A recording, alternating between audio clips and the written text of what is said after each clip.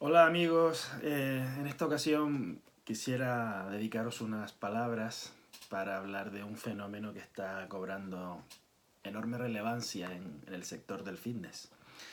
Se trata de las plataformas intermediarias, que como bien sabéis no son una novedad en el ámbito de los negocios. En otros sectores están muy implementadas, ¿no? Muy desarrolladas. Valga el ejemplo de Booking en el ámbito de los hoteles, valga el ejemplo de Kayak para los vuelos, para los viajes, y en fin, hay muchísimas de ellas. Lo primero que quiero deciros respecto a este fenómeno es que hay que aceptarlo como una realidad. Estas plataformas han llegado para quedarse, forman parte de la revolución tecnológica que estamos experimentando, de la revolución digital, del acceso cada vez más frecuente a información y a contrataciones y compras mediante internet, mediante todo lo que son las fórmulas, los canales online. Y por tanto, pues hay que aceptarlo y hay que adaptarse a esta nueva realidad. Ahora bien, sabéis que últimamente hay algo de polémica a raíz de algunos estudios, algunas afirmaciones de expertos del sector y demás sobre lo que estas plataformas están significando para los operadores de fitness, para los gimnasios, las cadenas de centros deportivos, etcétera, etcétera.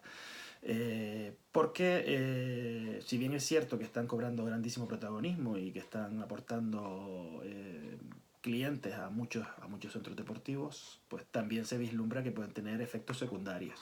Y sobre eso os quisiera hablar.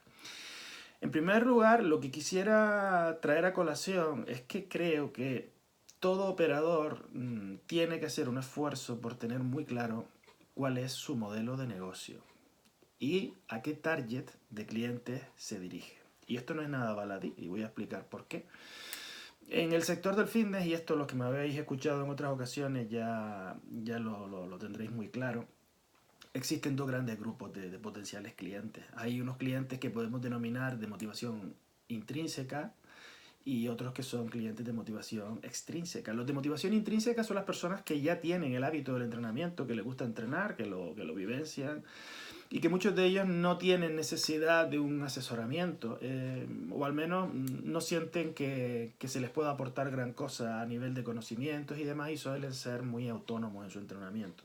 Luego la realidad es que muchos de ellos no entrenan bien, que están sobreentrenados, etcétera. Pero bueno, sea como sea, son personas que piensan que tienen cierta autonomía, ¿no?, en la gestión de sus entrenamientos. Y estos pueden representar del orden de un 30% de la clientela, ¿no? Es verdad que en mercados muy desarrollados, como en algunas zonas de Estados Unidos o del Reino Unido, etcétera, o países nórdicos, hay una ratio de penetración o un porcentaje de clientes de este tipo más elevado, pero lo cierto es que en general en Occidente pues no representan más de un 30% de la clientela potencial de un centro deportivo, lo que significa que hay un 70% de personas que sí que precisan asesoramiento, sí que precisan que se les guíe. ¿Por qué? Porque no tienen el hábito del entrenamiento, porque no saben entrenar, porque pueden tener acceso a información, pero no tienen conocimiento. Y estas personas, si no se las guía, si no se las asesora, en primer lugar es muy difícil que adquieran el hábito, con lo cual abandonarán rápidamente. En pocos meses su subconsciente les brindará la excusa perfecta para el abandono. Y por lo tanto, pues necesitan entrar en programas guiados, en programas grupales, en programas de entrenamiento personal o con algún tipo de sistema de seguimiento, etcétera, que propicie que estas personas las podamos fidelizar para el sector, para la práctica de actividad física, del fitness, etcétera. Bien, ¿esto es sustantivo para lo que estamos hablando? Pues sí, sí, porque ahora con la modernidad, con la llegada del Pay as you go, etcétera, etcétera, que está muy ligado al uso de estas plataformas en las que se pueden vender usos de salas de centros deportivos o clases colectivas, etcétera, tendemos a interpretar que el cliente tiene capacidad para saber lo que necesita y lo que le va bien. Y esto, en el caso de los clientes de motivación intrínseca, pues podría ser que sí, en muchos de ellos, no en todos, ya digo, pero en el caso de los clientes de motivación extrínseca, discrepo enormemente. Y os voy a poner un ejemplo. Imaginaos que decidís que queréis comer. Tenéis la opción de ir a un McDonald's en el cual tú eliges la hamburguesa, el batido, el refresco, no sé qué y tal. Y bueno, incluso te puedes en un Subway hacerte un plato un poco, digamos, a la carta, decidiendo tú qué ingredientes le quieres poner, ¿no?, al producto. Estamos hablando de un producto low cost. Ahora, vete a un restaurante de alto nivel y intenta hacerle sugerencias al chef sobre qué ingredientes tiene que tener su plato. Yo creo que el chef te podría tirar el plato encima de la cabeza, ¿no? A ver, él es el experto, él es el artista, él es el que sabe, ¿no? Y él te va a ofrecer un plato delicioso, un plato muy completo, y él es quien tiene la potestad de decidir qué ingredientes tiene ese plato. Nosotros tenemos que decidir si vendemos ingredientes sueltos o si vendemos platos elaborados, si vendemos un producto de bajo coste, con un valor añadido relativo, digamos que bajo, o un producto con un elevado valor añadido. Entonces, en ese sentido, lo mismo que pasa, por ejemplo, en el sector sanitario, ¿no? ¿Creéis factible ir a un doctor y decirle vosotros qué cantidad de pastillas, qué dosificación tenéis que tomar? No, lo normal es que sea el experto, el doctor, el que diga qué dosis es la que tú necesitas, ¿no? Y ahí no cabe demasiada discusión porque está claro quien conoce perfectamente lo que tú necesitas, ¿no? Y no eres tú, es tu médico, es tu doctor, es la persona que te asesora. En el sector del fitness es exactamente igual y no debemos los profesionales del fitness permitir que se cree la idea en el sector de que cualquiera sabe de esto y de que cualquiera se puede dosificar y que cualquiera puede hacer lo que quiera, porque en realidad eso no redunda en favor del cliente, no redunda en favor del usuario. Lo que redunda en favor del cliente y del usuario es tener una información de calidad y programas que realmente estén enfocados en sus resultados. Y el primer resultado clave es la adquisición del hábito del entrenamiento. Bien.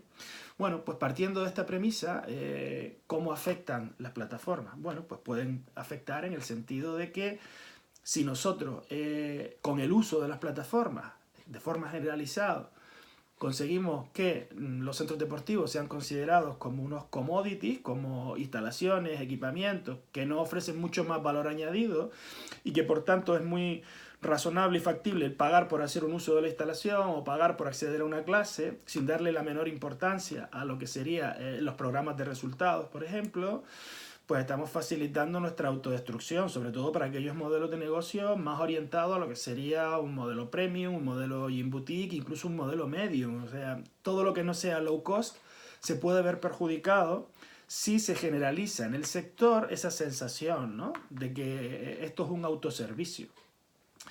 Mi recomendación es que cada centro deportivo, o cada cadena, o cada empresa, en fin, cada operador del sector del fitness, desarrolle su sistema propio comercial, su sistema de marketing, de captación de clientes. No podéis renunciar a eso. Es básico y tiene que estar muy encajado, muy adaptado en vuestra realidad como negocio, en vuestro posicionamiento, en vuestra diferenciación, en vuestras ventajas competitivas, en los targets de clientes a los que os vais a dirigir. Y el uso de estas plataformas no tiene por qué ser descartable en todos los casos, pero tiene que servir en todo, como un complemento. Podría ser un complemento en algunos casos y en otros casos a lo mejor incluso es preferible hasta renunciar a ellas. Ahí hay que hacer un análisis, una valoración. Ese análisis, esa valoración en gran medida puede partir de la pregunta ¿cuánto me aportan y cuánto me quitan? ¿Qué significa esto? Pues por ejemplo, para instalaciones que ya tienen un volumen grande de contratación con estas plataformas, pues puede resultar relativamente sencillo cuantificar qué ingresos les están generando, que eso es bastante fácil, pero también intentar cuantificar qué ingresos les pueden estar restando ahora y de cara al futuro. ¿Por qué? Porque puede ser que al final estés con el mismo número de clientes, pero además con algunos de ellos pagando menos porque han entrado por este canal, ¿no?, de precios más bajos o más competitivos. O incluso puede ser que tengas más clientes, sí, pero que no te compense el mayor volumen de clientes, una mayor generación de ingresos, o que no te compense un mayor volumen de clientes e incluso una mayor generación de ingresos en el corto plazo, si eso en el medio y largo plazo te está desposicionando y al final te va a afectar para no ser tan atractivo para los que son realmente tu clientela tipo, ¿no?, tu clientela target. Todo eso deberíamos analizarlo y contemplarlo. Y meterlo dentro de un marco muy importante de competitividad, que es el marco del SEO, del posicionamiento SEO en Internet, porque lo que le da protagonismo a estas plataformas es precisamente su capacidad de estar en las primeras posiciones en las búsquedas que hacen los potenciales clientes de centros deportivos, de actividades deportivas de determinadas categorías, etc. En ese sentido, es en lo que quiero incidir que tenéis que hacer un análisis en profundidad de vuestra estrategia digital. ¿Por qué? Porque si bien es cierto que en determinadas geolocalizaciones va a ser muy difícil disputarle el SERP, ¿no? El orden, el ranking, en las búsquedas, en las primeras páginas, a este tipo de plataformas, en otras geolocalizaciones, a lo mejor más acotadas, o dependiendo también de la fuerza de marketing que pueda tener la empresa, puede resultar perfectamente factible ubicarte por encima. Esa para mí es la posición ideal. O sea, si tú estás ubicado en el ranking de búsqueda por encima de estas plataformas, tú serás la primera opción a la que llegará el cliente. Igual ya no da opción a que busque otras alternativas. Tened en cuenta que el primero del SERP se lleva prácticamente un 40% de los clics, con lo cual es algo muy, muy potente, muy importante. Ese es un análisis que hay que hacer. Si yo soy capaz de llevarme ese 40% de los clics sin tener dependencia de otros canales, ¿no? ¿Eso significa que tenga que renunciar por completo a esos otros canales? Quizás no, pero lo ideal es que el canal fuerte sea el canal mío, ¿no? Mi propia web, mi propio site, ¿no? Mi propio marketing, mi propio sistema de captación de clientes. Así que en ese sentido, bueno, os animo a que hagáis las reflexiones oportunas, los números que hagan falta y que si lo estimáis oportuno, pues desarrolléis una estrategia de marketing propia y que contemple toda esta casuística de la que os he estado hablando. Nada más, muchas gracias por vuestra atención y mucha suerte. Saludos cordiales.